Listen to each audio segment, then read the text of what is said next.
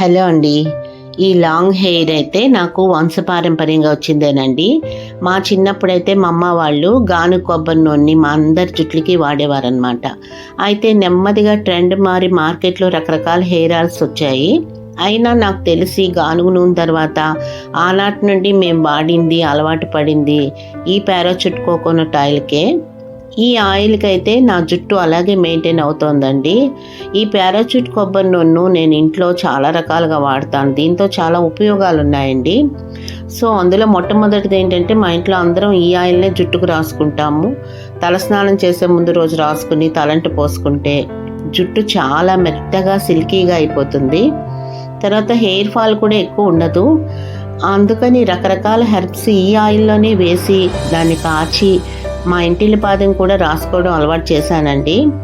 ఈ herbal oil తయారు చేసే వీడియో లింక్ కూడా పెట్టాను మీకు. మీరు కూడా చేసి చూడండి, చాలా మంచి రిజల్ట్ అయితే ఉంటుంది. తర్వాత ఏంటంటే, ఈ కొబ్బరి నూనెను దేవుడి దగ్గర వాడే ఒత్తులు నానబెట్టడానికి వాడతానండి. ఎందుకంటే ఒత్తులు అంటే పత్తితో చేసిన ఒత్తులు మనం గబుక్కుని అప్పటికప్పుడు వేస్తే అవ్వదు కాబట్టి, దానికోసం ఒక గాజు బాటిల్ తీసుకుని దాంట్లో తగినంత ఈ కోకోనట్ ఆయిల్ వేసి అందులో కొన్ని ఒత్తులు వేసి ఈ ఆయిల్లో మొత్తం ఇవన్నీ కూడా మునిగేలాగా నానబెట్టాలండి. ఇలా చేస్తే ఒత్తులు బాగా నానిపోయి దేవుడి ముందు వెలిగించినప్పుడు త్వరగా చివరి వరకు కాలిపోకుండా నెమ్మదిగా చాలాసేపు వెలుగుతాయండి. అంతేకాదు, ఈ కొబ్బరి నూనెతో దీపాలు వెలుగు కూడా చాలా తెల్లగా కాంతివంతంగా అందంగా ఉంటుందండి. చాలాసేపు నిలుస్తుంది. తర్వాత దీన్ని ఏం చేయాలంటే, మన ఒంటికి ముఖ్యంగా చేతులు, మెడ, కాళ్ళకి రాసుకుంటే చర్మం స్మూత్గా మారి మిలమిల మెరుస్తుందండి.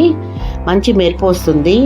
ఇకపోతే ఒక బాటిల్లో ఆయిల్ వేసి అందులో ముద్ద కర్పూరం పొడి కలిపి ఒక వారం రోజుల పాటు అలా ఉంచి, ఆ తర్వాత ఎక్కడైనా మన ఒంటి మీద దద్దుర్లు వచ్చి ఎర్రగా మారి దురద పెడుతుంటే అవి వదలకుండా వస్తూ ఉంటే పిల్లలకైనా పెద్దలకైనా సరేనండి, ఈ కర్పూరం కలిపిన కొబ్బరి నూనెను రాస్తుంటే అవి తగ్గిపోతాయండి.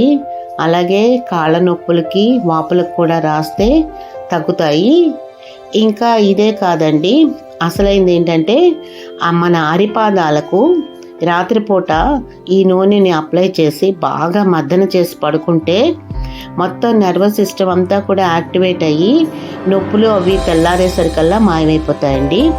ఒక్కోసారి పిల్లలకైనా పెద్దలకైనా చెవిలో చీమలు దూరి ఇబ్బంది పెట్టినప్పుడు కొద్దిగా ఆయిల్ చెవిలో వేసి పక్కకు మనం ఉంచేస్తే చీమలు చచ్చి దాంతోపాటే బయటకు వచ్చేస్తాయి. అంటే ఇది ఒక చిన్న చిట్కా అండి. నేనైతే ఇలాగే చేస్తూ ఉంటాను, కంగారు పడకూడదు. అలాగే ఒక చిన్న బౌల్లో కొద్దిగా కోకోనట్ ఆయిల్ తీసుకుని అందులో నిమ్మరసం పిండి ఆ రసాన్ని ఏం చేయాలంటే, ఈ మోచేతి ముడుకులకి నలుపుగా ఉంటుంది కదండి, సో ఆ ముడుకుల దగ్గర నలుపుదనం పోవాలి అంటే, ముఖ్యంగా కాలేజ్కి వెళ్ళే స్కూల్కి వెళ్ళే పిల్లలకి ఇది అక్కడ బ్లాక్గా అయిపోతుంది అనమాట అండి. సో అక్కడ రాస్తే ఇది ఒక సహజమైన బ్లీచ్ లాగా పనిచేసి అక్కడ నలుపు విరిగిపోయి నున్నగా మారుతుందండి. అలాగే కాలి మడమలకు కూడా చేస్తే మంచి ఫలితం ఉంటుందన్నమాట. అలాగే జుట్టుకు రాస్తే చుండ్రు కూడా పోతుంది, ఏదైనా ఉంటే చుండ్రు కూడా పోతుంది.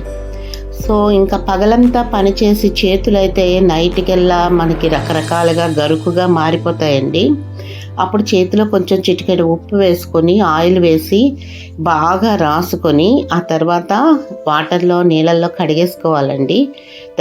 తెల్లారేసరికి స్మూత్గా అయిపోతుంది. ఇంకా వేడి చేసి ఏమన్నా కడుపులో నొప్పి వస్తే పిల్లలకైనా పెద్దలకైనా పొట్ట మీద రాస్తే తగ్గిపోతుందండి కడుపు నొప్పి. నా వీడియో కనుక నచ్చినట్లయితే లైక్ చేసి సబ్స్క్రైబ్ చేసి షేర్ చేయండి.